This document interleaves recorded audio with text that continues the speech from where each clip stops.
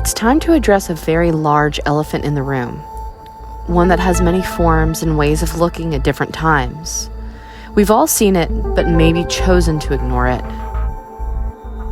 Does law enforcement really need the public's help solving this murder? If so, it's time we address the various inconsistencies and irregularities we've been provided so far.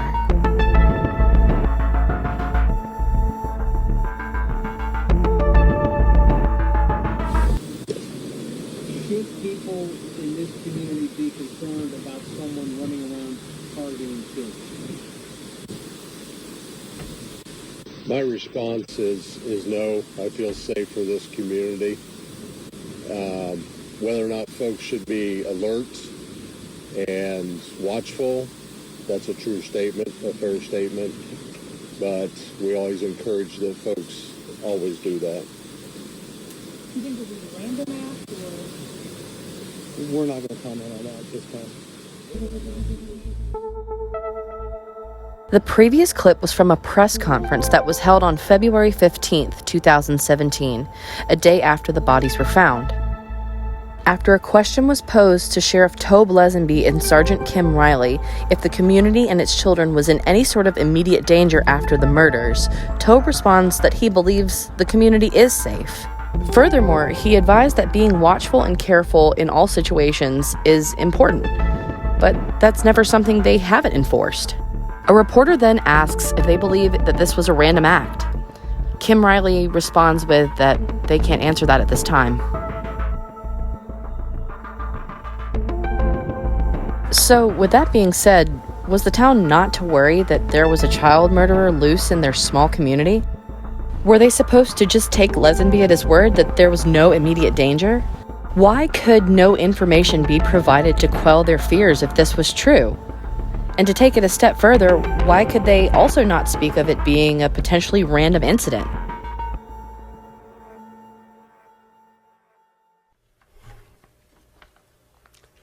During the course of this investigation, we have concluded the first sketch released will become secondary as of today. The result of the new information and intelligence over time leads us to believe the sketch, which you will see shortly, is the person responsible for the murders of these two little girls. The first sketch was sourced partially from witness identification and partially from the video on Libby's phone, according to Indiana State Police. The second sketch was sourced solely by an unidentified eyewitness who apparently got a good look at the person that they were describing. Both sketches were done soon after the murders, around the same time.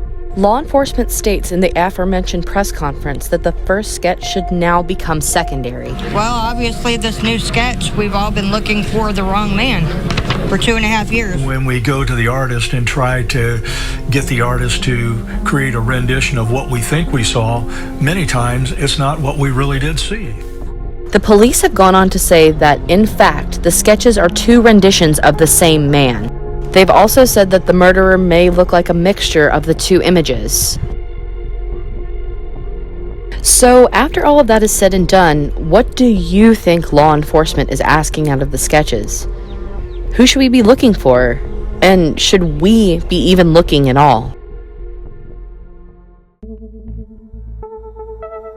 This is the entrance to the trail where those two 13-year-olds were last seen. Officers, law enforcement, they have stopped the search for the night. But in the meantime, other folks have come out. We've seen family. We just saw a group who didn't even know the girls come out here because they heard the story and wanted to come out. They're here with flashlights searching for them, doing anything they can. Sheriff Lesenby stated that it was not an individual decision to call off the search that night, but rather the result of a meeting of emergency first responders as well as some law enforcement. Strangely, the girls were not entered into the missing persons database that night. When Libby's grandmother, Becky Patty, asked Sheriff Lesenby if they'd survived the night, he responded with, "They have youth on their side." The girls were not entered into the database until the next day.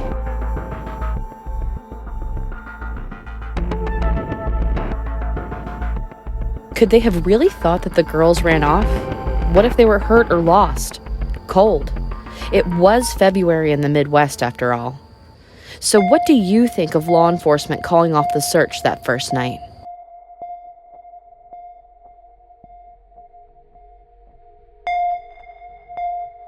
The video shows a suspect walking on the bridge.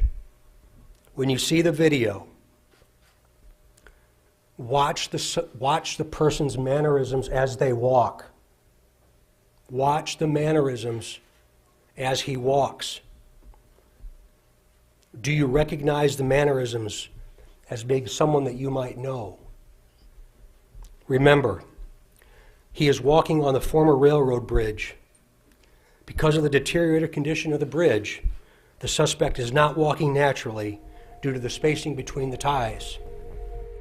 In the previous clip, Indiana State Police Superintendent Doug Carter is urging the public to take note of the suspect's mannerisms as he walks on the bridge.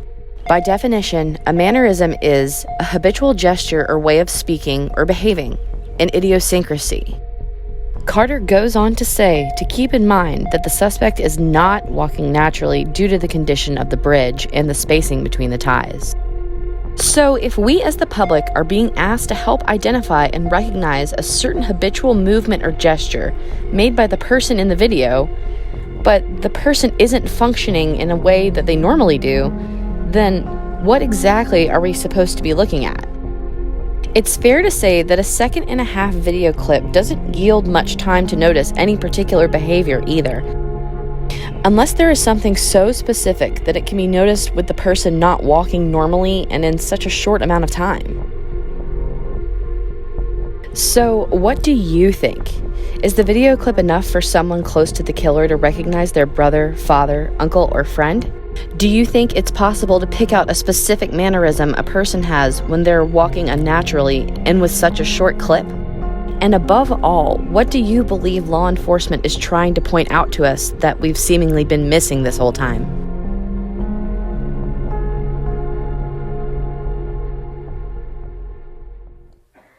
We also believe this person is from Delphi, currently or has previously lived here, visits Delphi on a regular basis, or works here.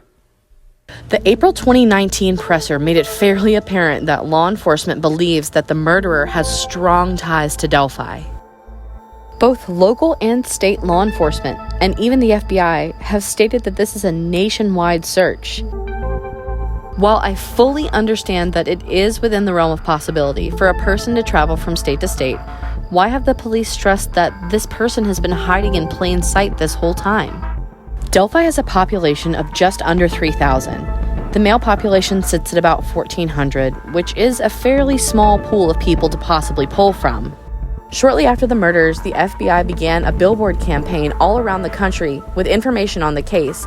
About 6,000 billboards in 46 states went up just a few weeks after the murders. Even after the information of the April 2019 presser, law enforcement still states that this case is nationwide. What do you think? Does law enforcement declaring a nationwide search for Bridge Guy clog tip lines, possibly slowing progress of the case? And to take it a step further, does the high bounty amount for the killer's identification encourage vague and superfluous tips? So I guess in the end, all we can really do is hope that law enforcement indeed is now on the right path. It's easy for our minds to run wild when thinking of the Delphi murders, especially with what little information we have been given. I want to make it clear that none of the preceding video was intended to provoke or point fingers, but merely to point out several perplexing choices made during the course of this case.